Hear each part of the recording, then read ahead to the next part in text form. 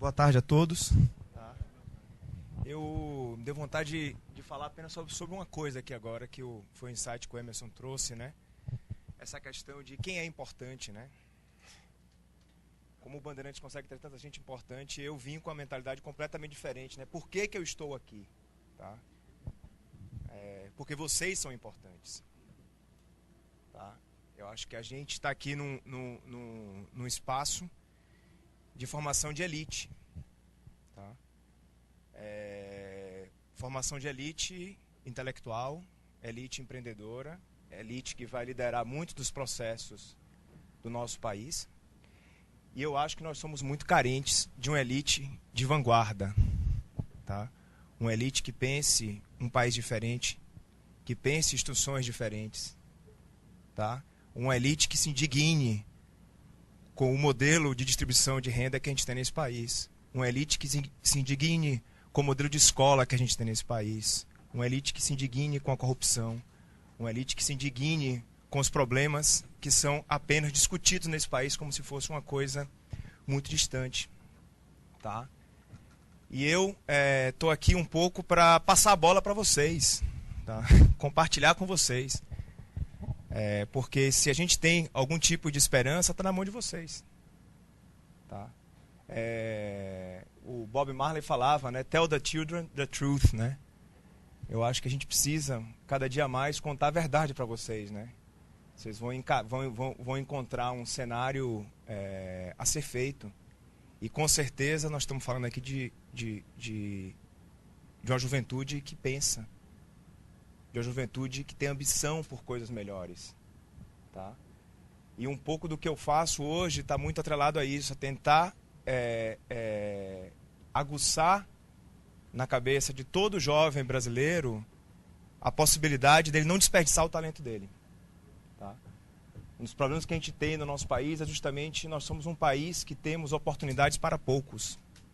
Né? O nosso sistema educacional, o nosso sistema que limita a verdadeira, que eu chamo assim, inclusão de toda a sociedade no que diz respeito às oportunidades distribuídas por nossa sociedade para que os potenciais distribuídos na sociedade possam agarrar as oportunidades e encontrar o seu caminho na vida. A gente vive uma realidade de um país que comete um crime muito grande, que é desperdício de talentos. Tá? A quantidade de gente talentosa nesse país que não consegue ser desenvolvida por falta de oportunidade é um dos maiores problemas da nossa nação. Tá? E eu acho que vocês estão aqui para começar a desenhar uma nação diferente. Tá? E a importância desse ato aqui não é sobre a gente. Todo mundo veio aqui, com quase todos que vieram aqui vieram, posso até falar, quase como unanimidade, porque a gente quer tocar o coração de vocês. Né? Quer, de alguma forma, conectar com vocês e trazer um pouco mais de esperança para o que vem por aí. Tá? Eu costumo dizer que a gente vive um país que a gente está tomando 5-1, né? A gente fez um gol. Aí parece que sabe o time do Tahiti quando faz um gol no 10-1? Mas eu me lembro um pouco do Brasil, né? O grau de excitação com um gol, mas está tomando 10-1 ainda. Entendeu? Nós temos que tomar cuidado com esses gols celebrados assim, enquanto o jogo está tomando 10-1.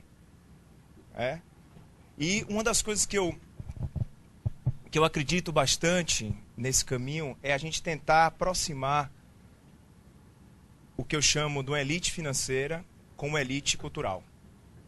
Tá? Eu acho que todos os grandes países desenvolvidos do mundo que conseguiram galgar posições de destaque do ponto de vista de construção de capital social ou de uma sociedade que funcione sem tiro na rua, com menos corrupção, com questões sociais muito bem estruturadas, vocês vão ver uma junção muito grande entre quem tem o dinheiro e quem tem realmente, e a preocupação com a cultura, com a evolução dos bens simbólicos da sociedade, não só aquele modelo meu novo rico, né? Fiquei rico, vou construir uma casa maravilhosa e praticamente eu sou um consumidor voraz do que tem valor financeiro.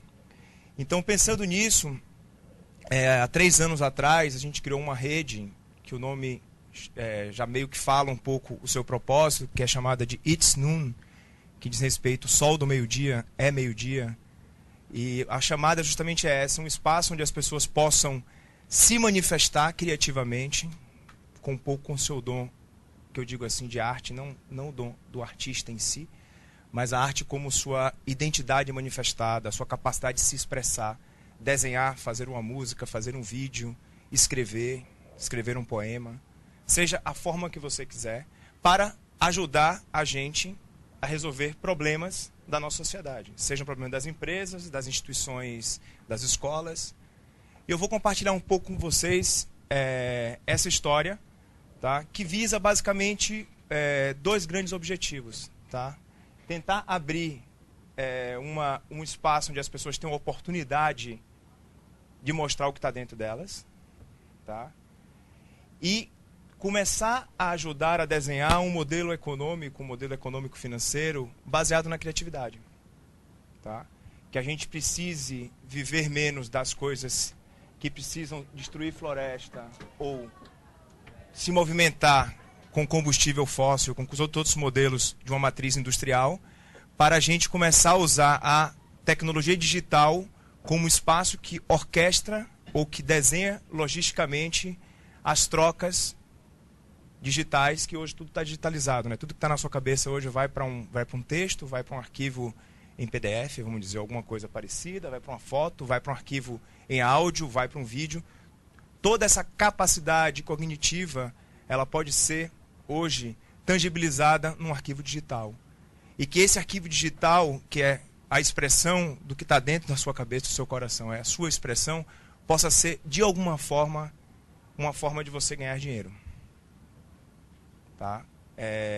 Esse é o grande sonho que a gente compartilha nessa plataforma. Tá? E a gente faz isso de uma forma muito simples, que a gente criou essa nomenclatura, que é chamada criativa, né? A gente chama a sociedade para criar. Criar respostas para a resolução de alguma questão. Tá? E volta um pouco.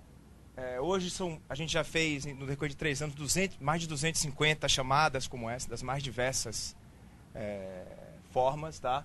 Isso gerou um acervo criativo de mais de 40 mil respostas. E quando o Emerson fala da questão do crowd art, é justamente isso, é que a capacidade, hoje o mundo também está passando muito por essa questão da comunicação estética, né? Que é o Brasil para no momento que a The E-Commerce bota o Cristo Redentor subindo, aquele símbolo do Cristo Redentor decolando, e gera um caos na hora que ele dá aquele voo da galinha e dá uma biruta e cai. É uma estética que fica na nossa cabeça. Ou seja, a gente aprender a se comunicar, a desenhar esses processos, aprender a se comunicar com outras linguagens que não sejam apenas as linguagens textuais, passa a ser um grande desafio do futuro muito próximo. Tá? Porque às vezes é mais fácil, é aquela coisa, né? Você quer que eu desenhe para lhe explicar, sabe aquela história? Que não sei se você fala, às vezes um desenho explica melhor do que uma palavra. Uma imagem muitas vezes ajuda. Então a gente está hoje tendo a possibilidade também de reencontrar esse potencial que está dentro de cada um, de desenhar, de criar e de passar informação dessa forma. Tá? Hoje são mais de 25 mil pessoas, tá certo, no Brasil, a sua grande maioria de 18 a 40 anos, trabalhando sem precisar sair da sua localidade. A gente sempre fala, é no seu espaço e tempo. No seu computador, você responde a alguma questão e corre um sério risco de ser remunerado por isso. Tá? É essa mais ou menos a lógica que funciona. Eu trouxe essa imagem, que foi uma imagem muito legal, que eu acho que diz respeito à nossa cidade. A cidade que a gente vive, São Paulo. Né? A gente fez um trabalho para um banco, que eles queriam saber as caras das cidades brasileiras. Tá? O símbolo do Rio de Janeiro é o Cristo Redentor, da Bahia é a Bana de Acarajé. Queria entender que símbolos são esses, que as pessoas se identificam com as cidades. E veio esse símbolo para São Paulo. Né? Eu achei extremamente simbólico essa crise sistêmica que a gente vive hoje, tá certo? Que é de um modelo produtivo centrado numa indústria de carros, né? Então o que acontece? O carro sai da fábrica, vai para o lixo direto, porque ele cria uma dinâmica insustentável na cidade. Às vezes você fala, não precisa nem falar muito, né? Eu quero desenhar um negócio desse, para meio entendedor basta, está claro aqui tudo que ele já quis falar. Tá? Hoje a gente vive uma questão de necessidade urgente de redesenhar o sistema econômico que a gente vive. Tá? A gente vive uma cidade ainda que tem hora do rush. Se a gente passar, parece coisa de maluco, né? Hoje em dia a gente ainda tem hora do rush. As pessoas chegam nas mesmas horas, saem nas mesmas horas, fazem as mesmas coisas. Todo mundo tem o mesmo tempo, tá? Como se todo mundo operasse dentro de uma mesma lógica, que é a lógica institucionalizada de uma indústria onde entra farinha, sai pão. Na época entrava essa farinha, saía um pão diferente. Olha o que está saindo agora. Tá? Então, o que vocês vão encontrar, e a gente está trabalhando para isso, que todo mundo que está aqui tem esse desejo de trabalhar por um cenário diferente para vocês. Você encontre um universo diferente de trabalho. E a grande dificuldade que a gente tenta atender com isso é que essas chamadas são abertas, as pessoas participam se elas quiserem, a hora que elas quiserem, como elas quiserem. Mas o que é que tem de importante nisso? O que a gente precisa criar, a gente tem timeline de notícia, a gente tem timeline de tudo hoje, mas onde é que estão as timelines de oportunidades? Tá?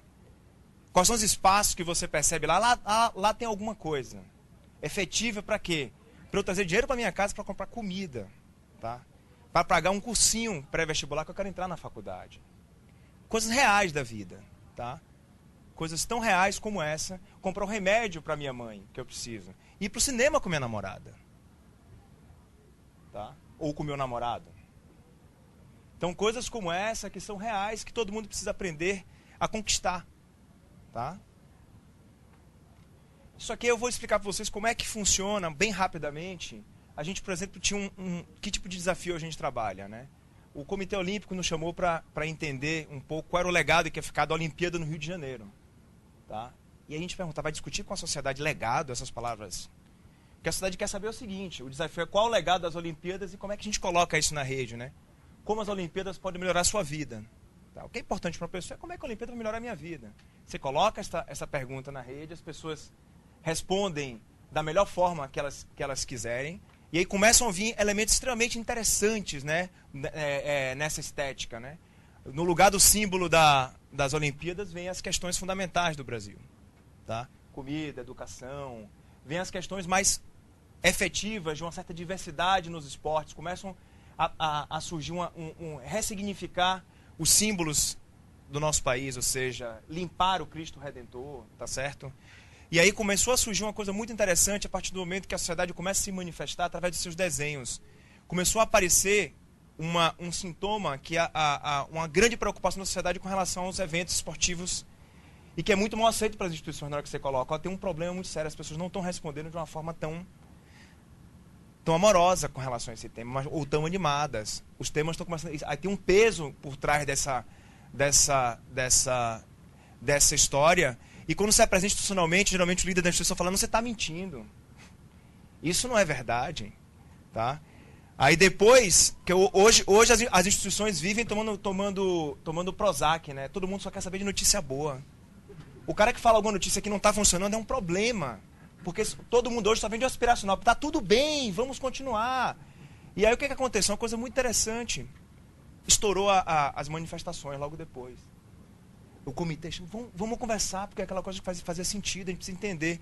E no dia da apresentação, na segunda, a gente não conseguiu ir, porque a Avenida Rio Branco estava fechada. Por causa da manifestação no Rio de Janeiro. Então isso tudo só mostra uma coisa, quando você pede às pessoas para colocarem a sua verdade do ponto de vista da arte, vem uma verdade muitas vezes inconveniente, porque vem uma verdade, não é aquela coisa pensada exclusivamente racionalmente, vem de um outro lugar. Tá? E isso é de uma potência muito grande, vocês aprenderem a se comunicar dessa forma também, uma forma mais integral. Uma outra coisa, a gente até discute esse tipo de coisa, né? Por exemplo, a Fundação Getúlio Vargas queria discutir a reforma fiscal no Brasil. Eles, excelentes juristas, a escola de direito da GV, excelentes juristas, só que nós conhecemos de lei, conhecemos da burocracia, mas não sabemos nem um pouco como é que a gente vai comunicar isso, não sei como é que fica na cabeça do povo. E como é que você vai botar as pessoas para pensarem sobre tributo, coisa mais pesada, e ao mesmo tempo fundamental nesse país. Tá? São Paulo para o 0,20 porque isso tinha a ver com orçamento público. Tá? O IPTU aumentou, tem a ver com isso aqui. Tá? Estamos falando de coisas extremamente do nosso dia a dia. Não estamos inventando nenhuma história aqui. E aí a história é justamente essa, né? Como é que a gente traz isso para as pessoas criarem, né? E colocamos o seguinte, como o nosso imposto deve ser usado para construirmos o país que sonhamos, tá? E as pessoas começaram a discutir a questão tributária, entendendo a mecânica de funcionamento de como é que se faz o uso de tributo para construir coisa séria no Brasil. E aí veio o grande insight, né, que foi uma coisa que eles usaram, que foi uma coisa interessante. Pague 2 e leve 1. Era basicamente esse um grande insight, né? Porque 50% da carga tributária nacional é paga por quem ganha até 2 salários mínimos. Por quê? Porque a grande carga tributária está no produto de consumo. Tá? E se for ver o volume de consumo da classe chamada... essas letras que eles colocam de quem tem menos condições financeiras, é onde sobrecarrega a carga tributária nacional. Tá? E quando a população começa a ter noção disso, ela começa a criar a sua inteligência com relação à informação que é chegada e ela cria alternativas em cima disso. Tá? E as pessoas respondem e ganham dinheiro por isso. Tá? Aí mais, pode passar agora. Um outro tipo de desafio dentro de uma história como essa, né? Discutir, por exemplo, o que é riqueza para você. Tá? Instituições financeiras queriam entender onde é que está o lado da riqueza, né? E se coloca uma coisa como essa, as pessoas respondem, tá? E aparecem situações como essa, né? Um olhar extremamente como não só atrelado à questão financeira, tá certo? Que volta só uma. Essa imagem foi uma imagem que nos chamou muito a atenção, né? Que a riqueza é você olhar, basicamente, a capacidade que você tem de gerar conhecimento para se sustentar, não só economicamente, mas também como indivíduo na sociedade, onde o conhecimento é cada dia mais importante. Então você começa a aparecer essas coisas, foram nos grandes insights, né? Uma pessoa falava o seguinte: riqueza para mim é a capacidade que eu tenho de investir em mim mesmo. Tá? Desenhando coisas. Então tem mais... Basicamente isso que eu queria falar para vocês aqui, uma pequena amostragem de mostrar para vocês o seguinte: existem novas estruturas institucionais sendo desenhadas na nossa sociedade. Novas formas que o meu grande sonho, eu tenho realmente um sonho é que daqui a 5, 10, 20 anos, a gente tenha aqui dentro do Colégio Bandeirantes pessoas que podem optar e dizer o seguinte: eu sou um profissional do conhecimento, vou morar em Fernando de Noronha, vou pegar a onda lá e vou ganhar meu dinheiro lá trabalhando em rede. Ou eu vou, a partir desse momento, ir morar em Camburi, porque eu gosto de ficar na praia e lá eu me sustento. Que as pessoas não fiquem reféns, tá certo? Dessa aglutinação de uma cidade que está precisando ser esvaziada e distribuída pelo Brasil afora. E quero reforçar basicamente o seguinte: estamos aqui porque a importância está com vocês, não com a gente. Obrigado, viu?